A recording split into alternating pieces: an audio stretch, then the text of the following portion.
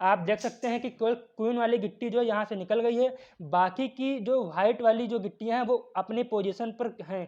क्यों पोजीशन पर हैं? क्योंकि इस हेलो दोस्तों, स्वागत है एक बार फिर से आप सभी का आपके अपने प्यारे से YouTube channel think with ink में। दोस्तों, आज की इस वीडियो में मैं आपको एक्सपेरिमेंट की सहायता से बताने वाला हूं कि न्यूटन का फर्स्ट लॉ कैसे फॉलो होता है, कैसे कार्य करता है। सबसे पहले न्यूटन के फर्स्ट लॉ को समझ लेते हैं, उसके बाद हम एक्सपेरिमेंट से मैं आपको दिखाने वाला हूँ कि किस प्रकार से जो है मतलब जो न्यूटन का फर्स्ट लॉ है वो वर्क करता है। सबसे पहले इनको देख लेते हैं कि इन्होंने कहा क्या था अपने पहले लॉ में। इन्होंने कहा कि if a body is in rest position then it will remains at rest position. अगर कोई बॉडी रेस्ट में है तो वो रेस्ट में ही रहेगी। जैसे मान लो ये मार्कर है, हमने अपना हाथ पर रख दिया, ये किस पोजीशन पे है? रेस्ट में, तो ये रेस्ट पर ही रहेगा। उसके बाद इन्होंने कहा कि and if a body is in motion then it will remains in a motion. जैसे मान लो कि एक बॉल को आपने ग्राउंड पर ऐसे किक किया, किक करने के बाद क्या हुआ? मोशन में है तो वो मोशन में ही रहेगी। लेकिन कब तक ये चीज रेस्ट में रहेगी और कब तक वो बॉल मोशन में रहेगी? कब तक? जब तक कि उस पर कोई एक्सटर्नल फोर्स ना लगा दिया जाए। इसका मतलब होता है until and unless A net external force acts on it. मतलब कि कोई भी बॉडी अगर रेस्ट में है तो वो रेस्ट में ही रहेगी, कोई बॉडी अगर मोशन में है तो वह मोशन में ही रहेगी। कब तक? जब तक कि उस पर कोई एक्सटर्नल फोर्स ना लगा दिया जाए। जैसे कि आप हमारे हाथ में मार्कर देख रहे हैं, किस पोजीशन में है? रेस्ट में है। तो ये तब तक रेस्ट पर रहेगी जब तक हम इसमें एक्सटर्नल फोर्स अप्लाई ना कर दें। जैसे ये हमने कर दिया अप्लाई, अब देखो ये रेस्ट पोजीशन से चेंज हो गई इसकी डायरेक्शन और पोजीशन। ठीक है, कब? जब हमने एक्सटर्नल फोर्स अप्लाई किया है।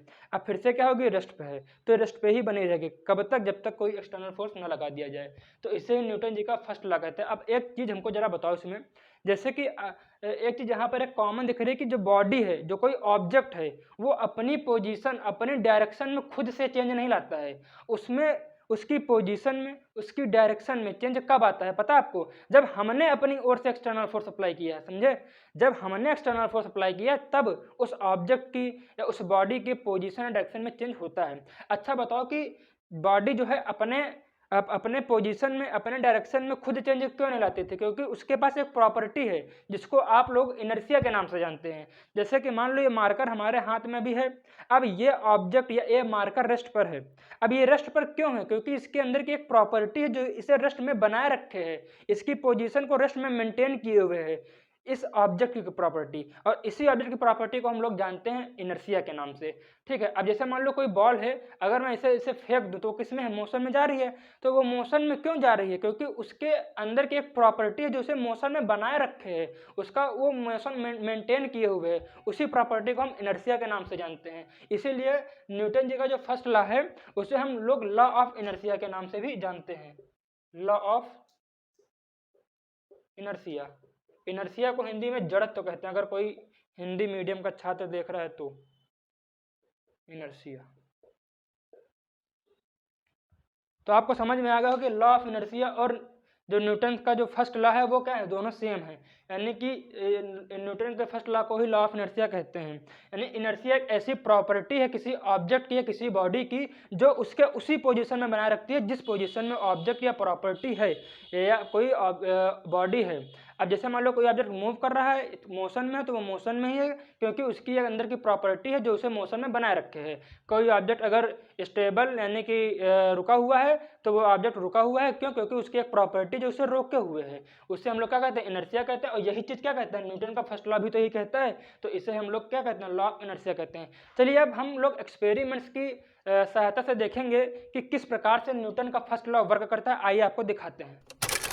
दोस्तों, अब मैं आपको न्यूटन का फर्स्ट लॉ जो है वो एक्सपेरिमेंट के से दिखाने वाला हूँ। ये हमारे पास एक खाली डिब्बा है और ये हमारे पास कैरम की एक गिट्टी जिसको हम लोग क्वीन के नाम से जानते हैं और जिसको आप लोग रानी बोलते हो। और ये हमारे पास एक कागज़ है। ठीक है, अभी देखो क्या करने वाले हमने पहले डिब्बा लिया, डिब्बा के ऊपर हमने रखा कागज़ और इस कागज़ के हमने ऊपर क्या रख दिया है? कैरम की एक गिट्टी रख दी है। अब आप यहाँ पर क्या देखेंगे कि मैं इस कागज़ में जो है वो फोर्स लगाने वाला हूँ अपने हाथ से, और मैं इस गिट्टी में फोर्स नहीं लगाऊंगा। लेकिन ये गिट्टी अपने इनर्शिया की वजह से, क्यों? क्योंकि इसकी एक प्रॉपर्टी है जो कि रेस्ट पोजीशन पे वो इसे रेस्ट पोजीशन पे बनाए रखेगी, जिसको हम लोग कहते हैं इनर्शिया।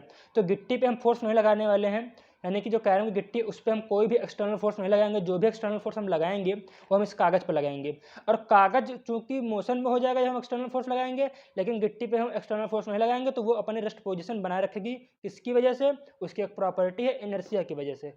चलिए अब ट्राई करके देखते हैं एक बार।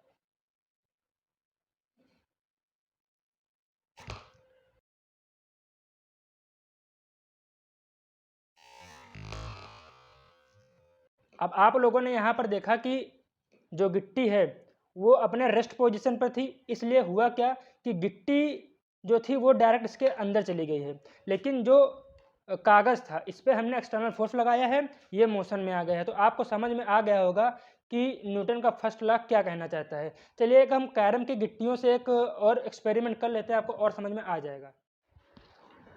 ये अपना दूसरा एक्सपेरिमेंट है जिसमें क्या है कि हमने कुछ कैरम की गिट्टियों को लिया हुआ है और हमने इसका एक मतलब वो गिट्टियों को एक साथ ऊपर एक के ऊपर एक रख दिया है। अब हमारे पास एक स्ट्राइकर है, इस स्ट्राइकर की सहायता से हम लोग क्या करने वाले हैं, जो ये आपको क्वीन दिख रही है इसमें हम लोग एक्सटर्नल फोर्स लगाने वाले हैं। अब जैसे हम इसमें एक्सटर्नल फोर्स लगाएंगे, लेकिन जो ऊपर की सफ़ेद वाली क्या जो वाइट वाली गिट्टियाँ हैं कैरम की, वो अपनी पोजिशन चेंज नहीं करेंगी। क्यों नहीं चेंज करेंगी? क्योंकि इसमें कोई भी एक्सटर्नल फोर्स नहीं लगाएंगे हम। एक्सटर्नल फोर्स जो भी हम लगाएंगे इसमें लगाएंगे, इसलिए इसकी पोजीशन डायरेक्शन चेंज हो जाएगी। लेकिन जो इनर्शिया है ऊपर वालों का, जो ऊपर के जो गिट्टियाँ रखी हैं वाइट वाली, उनका इनर्शिया ब्रेक नहीं होगा क्योंकि उसमें कोई एक्सटर्नल फोर्स नहीं लगा है। लेकिन जो क्वीन वाली गिट्टी रखी है उसका हम इनर्शिया ब्रेक कर देंगे। किसकी सहायता से? एक्सटर्नल फोर्स की सहायता से। और किसके? स्ट्राइकर से। चलो देखते हैं। जैसा कि मैंने स्ट्राइकर लिया है और मैं इसका इनर्शिया ब्रेक करने वाला हूं। जब इसका इनर्शिया ब्रेक हो जाएगा तो इसकी पोजीशन और डायरेक्शन चेंज हो जाएगी, लेकिन इनका इनर्शिया ब्रेक नहीं होगा क्योंकि इस पर कोई भी एक्सटर्नल फोर्स नहीं लगाया जाएगा।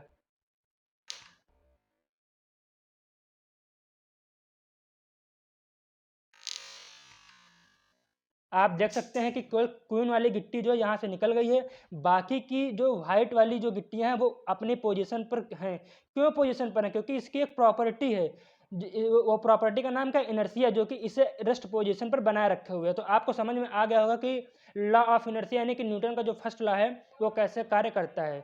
तो मिलेंगे इसके नेक्स्ट वीडियो में एक और एक्सपेरिमेंट के साथ। तब तक के लिए हमारे चैनल को आप सब्सक्राइब करिए। धन्यवाद।